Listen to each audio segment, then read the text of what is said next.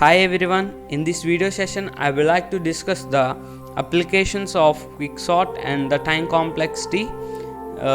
In this session, the best case, worst case and the average case of the time complexity of the quicksort are explained with an example. So let us go to the example. Here, what is the time complexity? The amount of time required to execute the data inside a program is known as the time complexity. Here I take an example for the best case. Here in this best case, the array is partitioned into two parts of size n by 2 by using the pivot. Here the array is partitioned into two parts. So here this is of n by 2 size and this is of size n by 2. So for partitioning the array, it takes the time period of order of n. So the whole time t of n is equals to 2t n by 2 plus order of n. So for time this equation is nothing but merge-sort time complexity equation. This is same as the merge-sort. As in merge-sort, it is divided into half. Here also it is divided into half. So the time complexity t of n by 2 is equals to 2t n by 4 plus, what is the time complexity for partitioning t of n by 2? So order of n by 2. So the time complexity of t of n is equals to, this can be represented in the form of 2 to the power of I into 2 t of n by 2 to the power of I plus I into n. So when I consider n by 2 to the power of I as 1, then I is equals to log n to the base of 2. So when we substitute this equation in this, it becomes as t of n is equals to n plus n log n. So the best case time complexity is order of n log n. So when coming to the worst case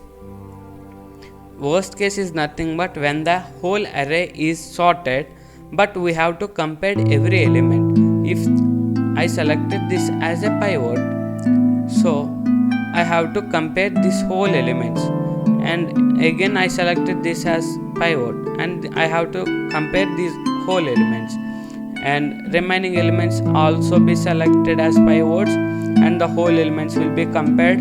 In this way the worst case time complexity will be occurred. So the time complexity t of n is equals to t of n by 2 plus t of n by 2 plus order of n. For every equation order of n, sorry, here I write it not good.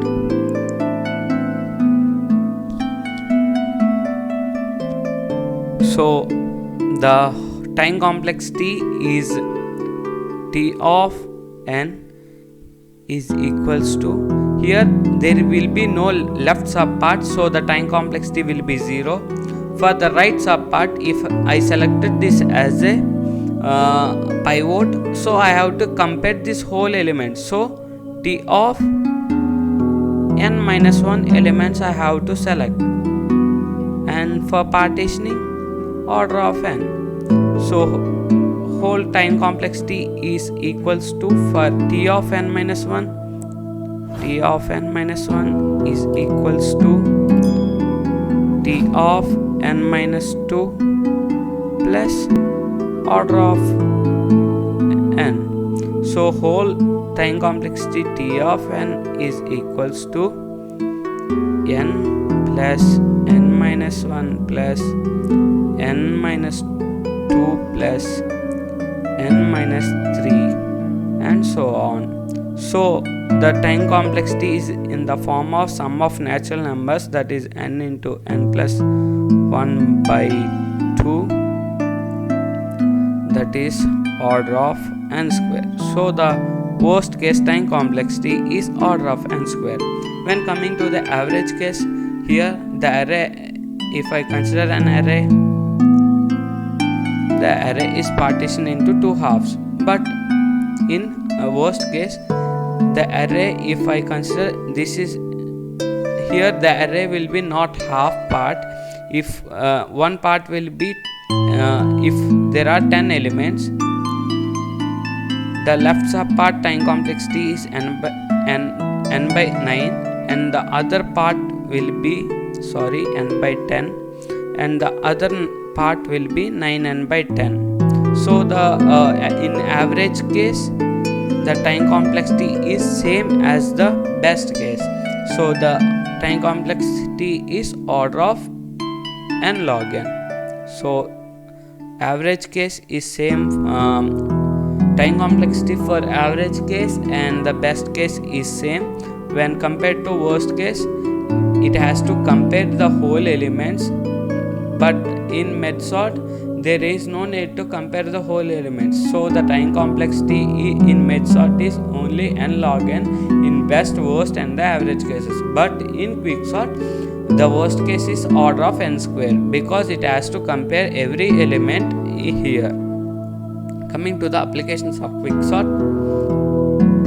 Quicksort is implemented when the programming language is good for recursion. In the recursion means nothing but repeating. So when it is best for repeating, Quicksort is implemented. And time complexity matters. Here the time complexity in some cases it matters, and in some cases it doesn't matter, because Quicksort is faster than MedSort in some cases, such as for small data sets.